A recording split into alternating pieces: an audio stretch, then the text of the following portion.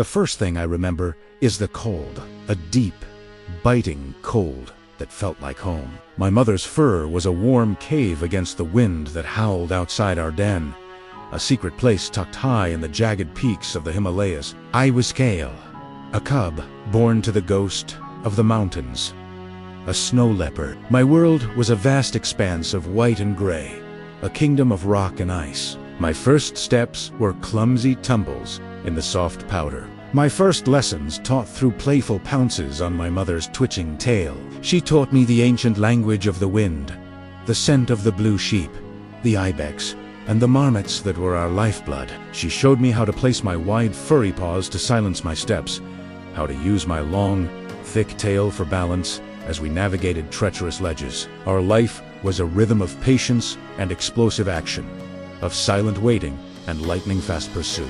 But even in my first year, I felt a strange wrongness in the air. The old snow, the permanent ice my mother spoke of, seemed to shrink.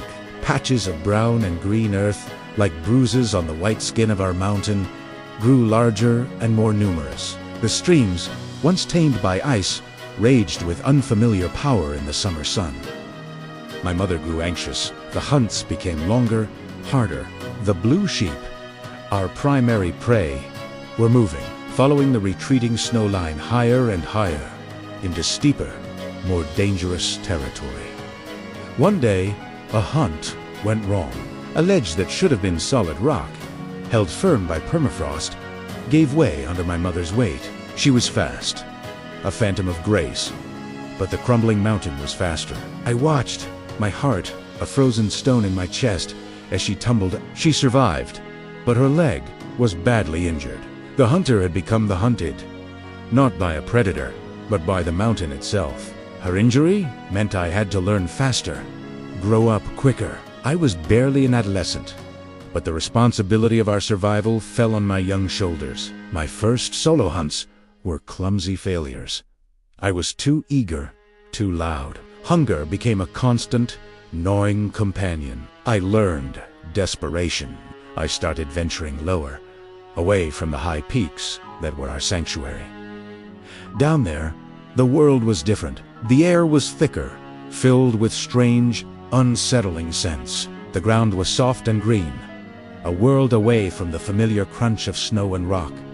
And there were new creatures that walked on two legs, their dens made of wood and stone, their air thick with smoke. One night, driven by a hunger that overshadowed my fear, I crept close to one of their livestock pens. The scent of penned goats was intoxicating. It was an easy meal, a siren's call to my empty belly. But as I gathered myself to pounce, a cacophony of barking erupted. Bright lights sliced through the darkness, and angry shouts echoed in the valley. I fled, my heart hammering against my ribs, the easy meal forgotten. I was an intruder here, an unwelcome ghost. Returning to the high peaks felt like a defeat, but also a relief. This was my home, even if it was changing. My mother's leg healed, but she never regained her full speed. We learned to hunt together, a new kind of partnership. I would do the chasing, using my youthful energy to drive prey towards her, where she would wait in ambush, her experience and cunning making up for her lost agility. We adapted.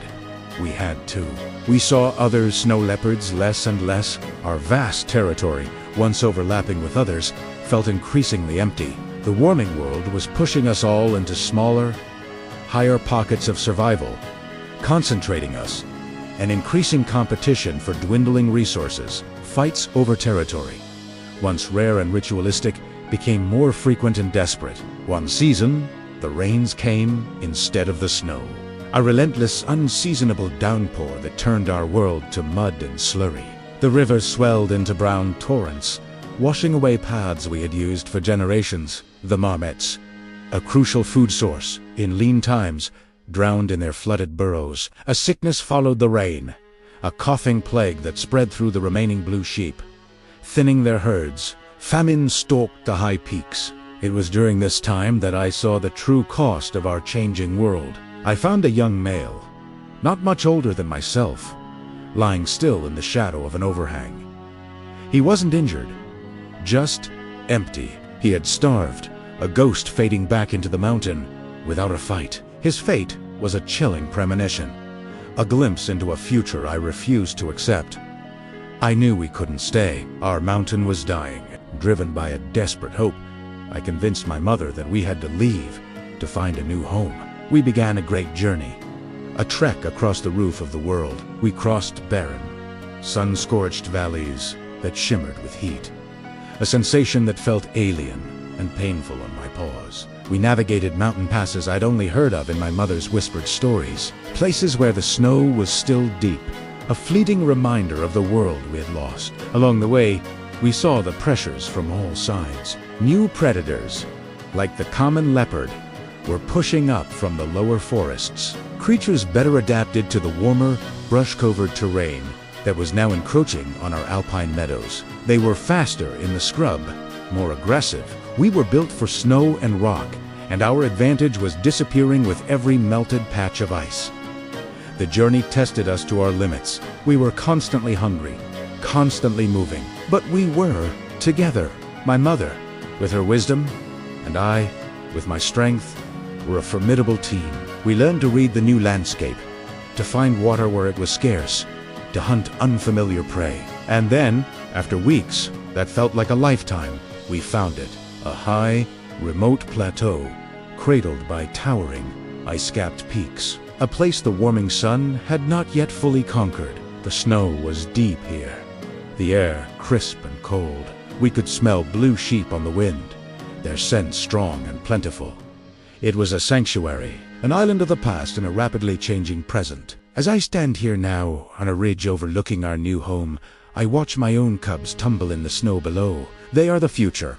A new generation of ghosts, for a new mountain. My mother rests nearby, her old bones warmed by the pale sun, her gaze content. Our journey was a testament to our resilience, but I know this is a temporary reprieve. The world below continues to warm.